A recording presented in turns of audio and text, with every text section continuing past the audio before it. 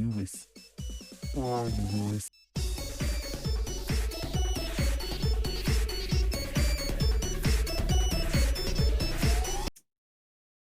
Okay. So back at it again with another Stillwater gameplay. Gameplay, quote unquote. It's more like an audiobook. But anyway, we're at Nina's house and we're trying to figure out what happened to her grandpa. And it's been a minute since I played this, so let's just kind of get back into this, shall we? Let's go ahead and load our game. Thank God it's still here. The last time we played this was January 19th. On a Sunday. On a Sunday. But it's Saturday actually today. It's the 12th, I think. Yeah. Let's go ahead and just let's get into this. After searching vigorously through each of the rooms, he knew his findings would eventually lead him here. Nah, I don't know what the freak is going on. I don't remember what we was doing. I don't remember his voice either. This is it. Hugo walks towards the nearest lampshade and switches it on. Dimly illuminated, he sees the extent of how lavish this part of the house is. From the customized window drapes to the vintage furnishings. Anyways, back to our regularly scheduled program. From the customized window drapes to the vintage furnishings, everything here exudes the extravagance, or that extravagance. But much like the interior, Hugo had seen so far. Oh my God, I can read. But much like the interior Hugo has seen so far, he finds this one in particular reeks of it. Plastered from wall to wall, a gloom lingers. It's as if the room itself is moldering, despite its preserved nature. What does moldering mean? All right, let's look at this. A meticulously organized set of academic books, ranging from nonfiction to geography, are all on display. However, hidden away what? However, hidden away behind the vast collection are some children's fairy tales, all carefully kept. Okay, so they got some academic books, and okay, bam. Anything else we can click on? What is this? I don't know what the freak that means. Oh, here we go. A classic wooden chest lies at the foot of the canopy bed. Its lock still firmly holds, safeguarding whatever is inside. Okay. Ooh, portrait. An old photo of of a lost time, a sweet summertime memory of a little girl with her beloved grandfather. Oh, Lord. Scattered pieces of paper, all forgotten, lie waiting on the cold floor. Heavily edged markings are found scrawled all over the papers. Oh, he said. A pristine pearl white tea set sits patiently by, untouched and unused for quite some time. Dang. I feel so untouched and I miss you so much that atop the fireplace, unblemished and unmarked by time, hmm, hangs a curious and familiar painting of a beautiful woman floating on water. Who's this woman? Can I see the painting? Can I see? Oh, y'all. I'm going to tell y'all something really interesting right now. I'm planning on doing, would you believe it, face cam. Ooh, you might see it in the next one. You might see it in the other half, the second half of this video. Who knows? A leather bound journal rests on the edge of the table. Its pages are torn out so haphazardly that the binding itself is starting to fall out. Dang, it's going crazy. Dot, dot, dot. Thank you. You could have kept that to yourself. I need to hurry. I don't want to stay here for too long. Mortimer Estate, 11:50 p.m. Dang! He started doing flips and tricks? He searches and searches, and still there is no sign of Lewis. Or Louis? I don't know. To Hugo, even if there is a fragment, a singular thread to that person, to their real selves, he could find them. But there's nothing. Oh, okay. Not one thing pertaining to him. It's as if the thought of of Lewis barely exists at all. I don't know which one. Yo! Why he starts tweaking? What is going on? I clearly sensed that present from before, but it's gone again. Dang it. I wish I had more time. Dot, dot, dot. No, calm down. It has to be here. I just need to focus. He ponders again, retracing every step and every little detail, hoping that he overlooked something. Yet all he knows is that the one tangible thing that connects him, that tethers so closely to this space, and most of all to Henry, is the letter. Words of promise, of love, all delicately etched onto a page. but tainted with a powerful and dark emotion that has been festering for too long. Oh, tainted. For the very start, oh, what? For from the very start of all this, Hugo believed that whoever Lewis was, they were the ones responsible. He thought he could find them and convince them to stop their haunting for good, to bring them peace and to move on. However, that isn't the case anymore. The unnatural force that binds everyone so closely together in this family is not the cause of an angry spirit. Why'd I say angry like that? No, it's something far more devious than that. Devious. As he takes the letter out from the envelope, he notices a change within. Bearing no foreboding threat at the bottom of the page, it looks just like a regular letter, or rather, what it once was. What? Yeah, that's what it said. A sad and tragic love. But you see, if you can't come, then I understand. Things have gotten more complicated with your mother ever since she found out about us, right? Dang, y'all freaky, sneaky link. I'm sorry, Henry, for everything. It hurts to see you so torn up like this. I've never hurt you or dragged you along with me. If this is to be our farewell, if this is to be our farewell, then can I ask you one last favor? Could you keep my locket? I know this is selfish of me, but I'd like you for you to have it. I'd be happy to know it's safe with you. My heart will forever be yours, Henry. Why'd I say it like that? My heart will forever be yours, Henry. With love always. Louise, bruh! So this was the true letter?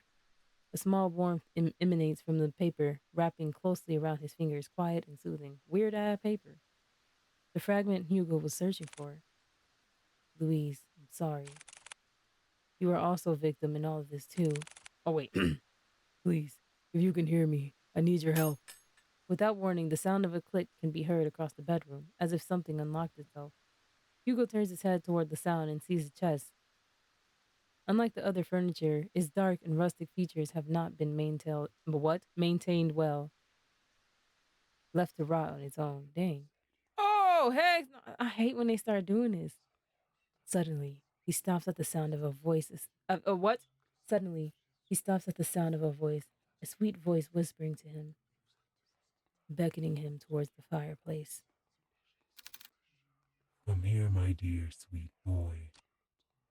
Oh, I don't, I'm not in the business of walking towards whispering.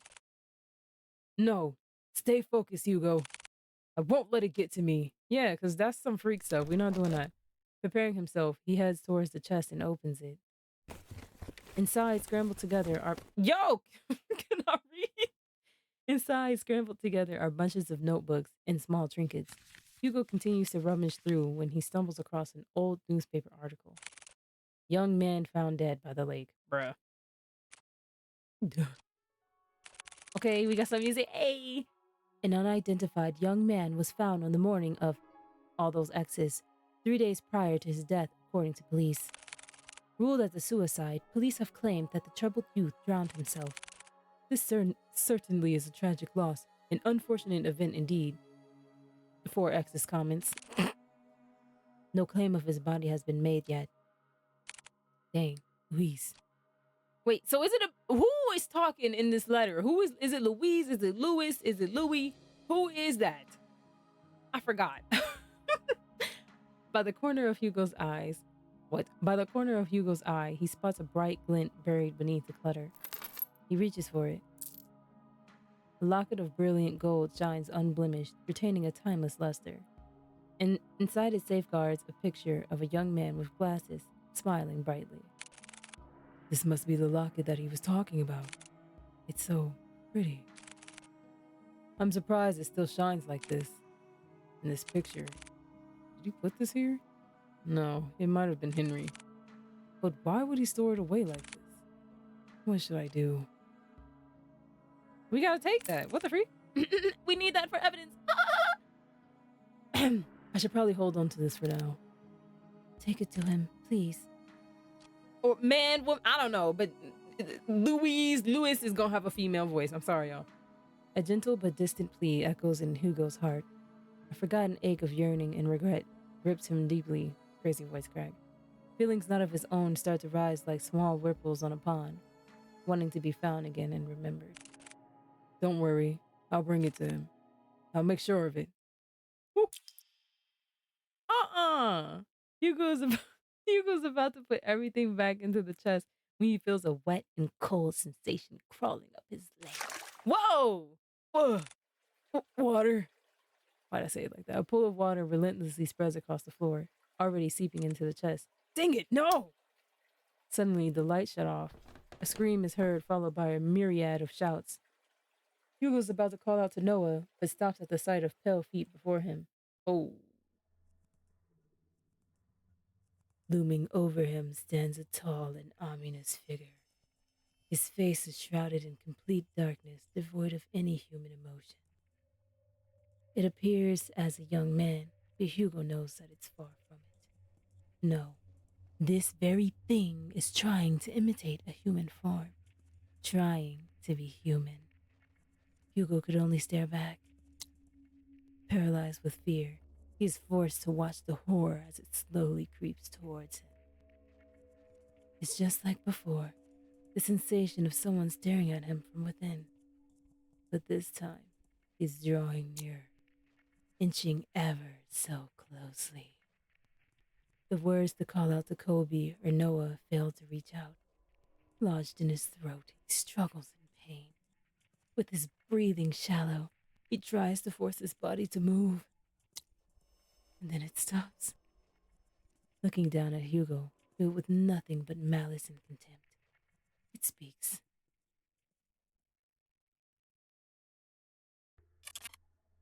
Don't. Oh, ooh. That was kind of scary. All of a sudden, the door to the bathroom door, what? The door to the bedroom slams shut and the entity disappears. The tension from his body finally releases its agonizing grip, and he grasps desperately for air. His vision blurs and his breathing is haggard. He staggers towards the door. He yanks at the handle several times, but it's tightly jammed. Frick! Noah! Colby! To his dismay, he's only greeted with silence at the other end of the door. Dang it! From a distance, he faintly hears the sounds of Colby's relentless barking as it gets further away from the house. Hugo rushes towards the window. He tries to pry it open, but just like the door, heavy force prevents him from doing so, like being underwater.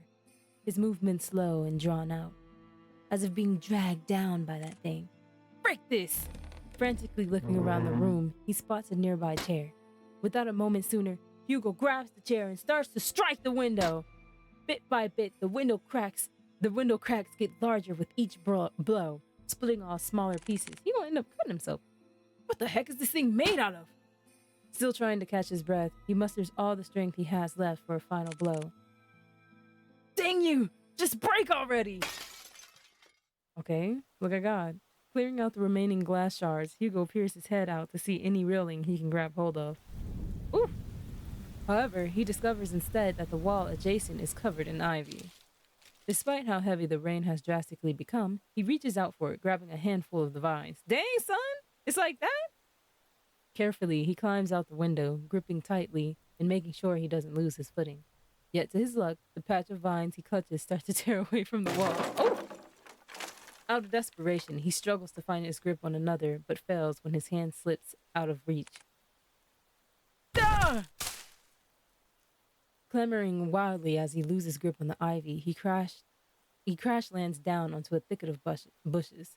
Air forced out of him, he heaves uncontrollably, trying to even out his breathing. But even that is laborious. An immense pain spreads across not only his back, but his entire body. Oh, I'm getting too old for this. Although his body screams out in pain, he forces himself up. There's still time. I can do this. I have to do this. With staggering feet and haggard breathing, he makes his way to the place where it all started. To the lake, where this tragedy starts and ends. Okay. He knows something about that. Why we don't got the time. It's a little odd.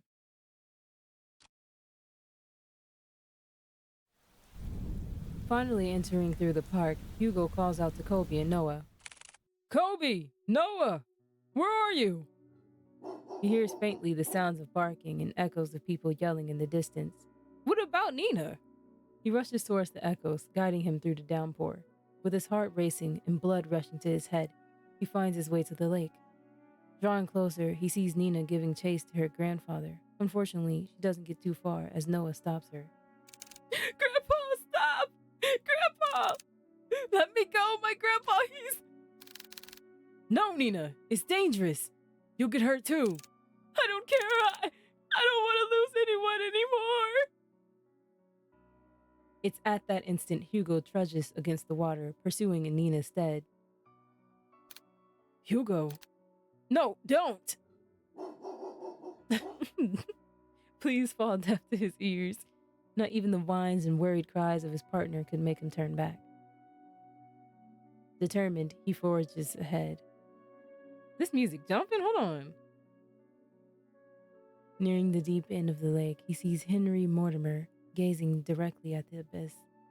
He looks even more frail and disheveled than before. It's as if all the life he's lived up until this point has begun to fray, draining every ounce of himself and surrendering it all to the lake. Before Henry could lean in, Hugo reaches out and tugs at his arm. Mr. Mortimer, listen to me. Nothing is waiting for you down there, so please come back to the shore with me. Motionless and unresponsive, he stares deeply into the water. The haze over his eyes is still obscure and persistent. There are so many things we cannot afford to lose in our lives, and you're one of them. To Nina, you're all she has left.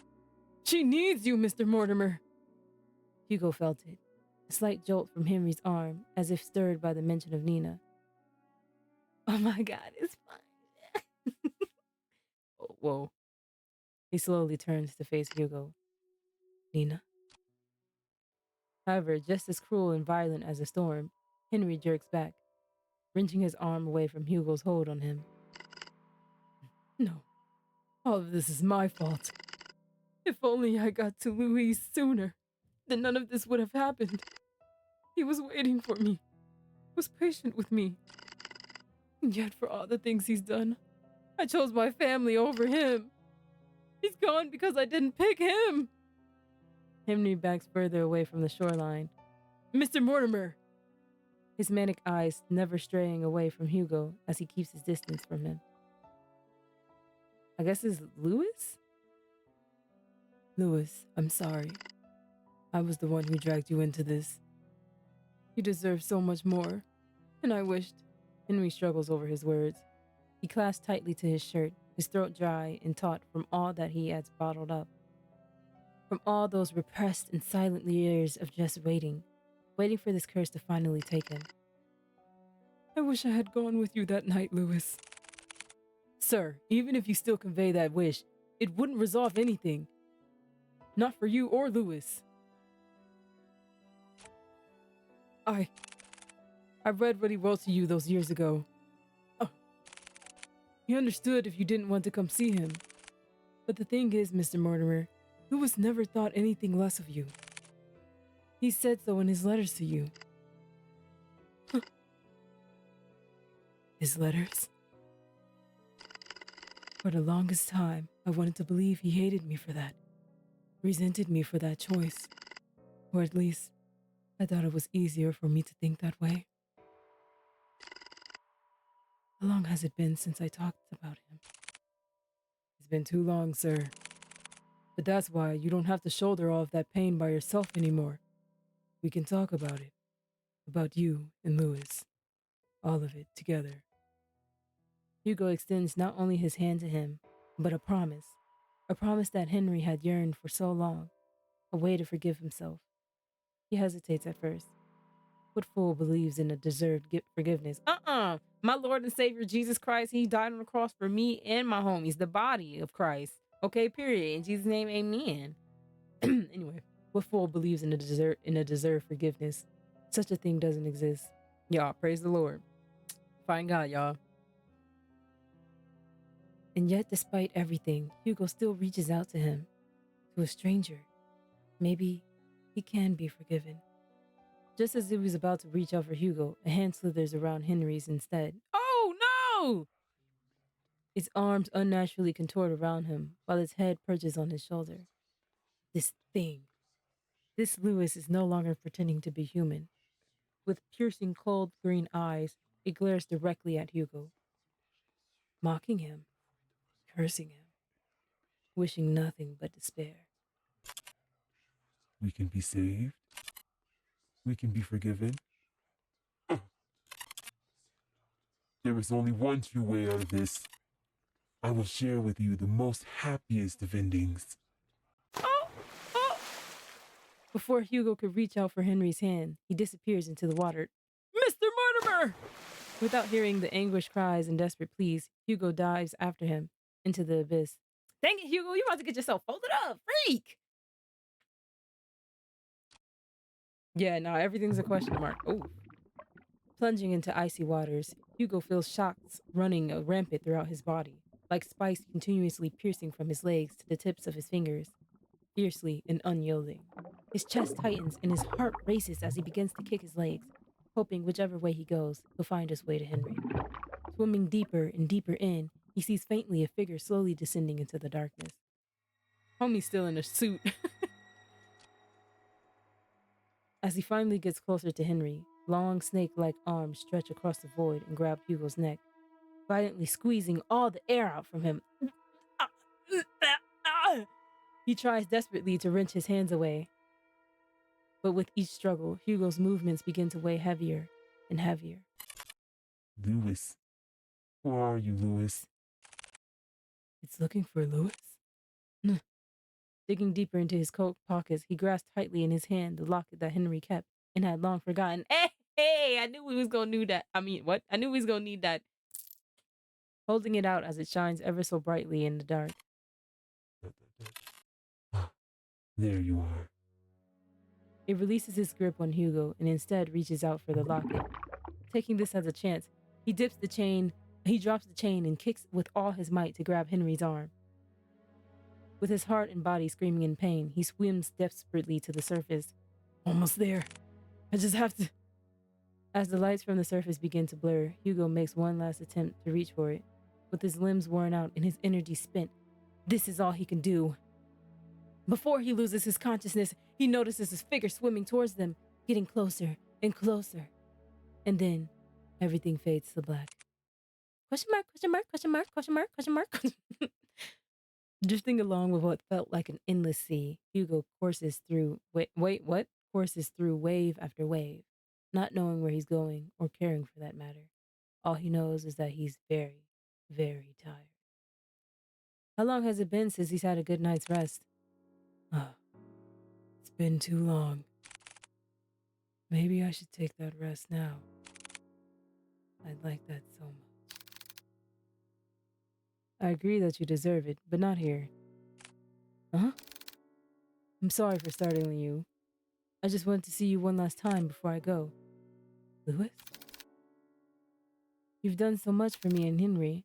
I can't thank you enough. No worries. I want to thank you too for watching over me. And also, I want to apologize for my remarks from before. I really thought that I had things figured out once I found you, but you know how that turned out for me. It's all right, really. After all this time, I didn't think anyone could hear me, especially Henry. Lewis. I was worried about him for a long time. He always wanted to keep me away from his personal struggles, to keep me safe from them. But I was too stubborn for my own good. Honestly, I don't regret it. Any of it. Even if I could no longer reach out to Henry, fate weaved its thread back to you, our tangent, connecting us once more to this very moment. And for that, I'm forever grateful to you, Hugo. You're welcome, Lewis. From a far off distance, Hugo hears a voice crying out to him, beckoning for him to return. Well, they're waiting for you. I guess they really are, huh? Take care always, Hugo. You too, Lewis. Dang, okay, Lake, now we got a destination. Can we get a time? With his eyes closed and his senses still returning, he feels the constant tugs and licks of a certain bloodhound. Kobe! Whining as he tries to wake up his partner. Hugo! He also hears another familiar voice, too annoyingly close for comfort. Eyes shot right open, he jerks up. Confused, Hugo looks around before he coughs up the remaining water in his lungs. Are you all right? Noah starts to pat his back while Colby continues to whine over Hugo. What happened? Where's Mr. Mortimer? He's safe, so is Nina. They're both okay. The police and the ambulance should be arriving soon. Thank goodness. Isn't there more you have to say to me? Instead of thank goodness? I swear, you don't listen to a dang word I say. Huh? I'm sorry, Noah. Exhausted, he lets out a sigh. He then continues to pat Hugo's back aggressively when someone approaches them.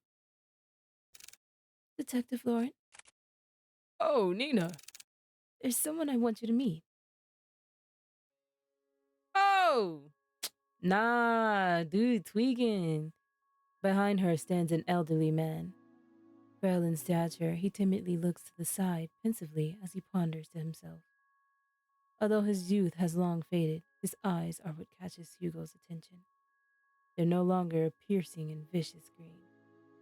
Only eyes just like Nina's. Hello, Mr. Mortimer. Detective. Oh, why is his mouth moving? Has that been happening this whole time? I never got the chance to say goodbye to him. I always thought about it every day. What if Lewis lived on in this world? What if he stayed a little longer with me? It's because of that constant mindset I dragged everyone down. And I kept hurting not only me, but Nina especially. I was the one who kept hurting her, the one to blame for all of this. But you, someone that I've never met, still went out of your way to save me, not knowing my burdens or my faults. Thank you. Hugo reaches out to Henry and smiles brightly at him. It's my pleasure, sir. But before he lets go, Henry tugs at Hugo's hands one last time. I hope that someday you two will overcome it. Huh? Is that it? Oh, the next day, 8 a.m. I forgot they have a whole boss. Well, good morning, Hugo. You're bright and early. Morning. With much fervor, I've never seen this word in my life, in haste, Hugo resumes writing on his notepad. Although by closer inspection, he looks like he's going to combust any minute. Are you writing up the report? Without looking up, Hugo responds back. Yeah, for the most part. You still need to write yours too. I will. But since I haven't had breakfast yet, and I don't like eating by myself. Hey, they eating that meal. They eating that food for real. Let me guess. 2 is better than 1? Bingo! Wow, Hugo, you're really catching on. I'm so proud of you. Oh, shut it, will ya? I swear, if only I hadn't fallen off from that gosh darn window, maybe my report would have been shorter. But before Noah could before Noah could begin to cut the bacon, he pauses at the mention of Hugo's report.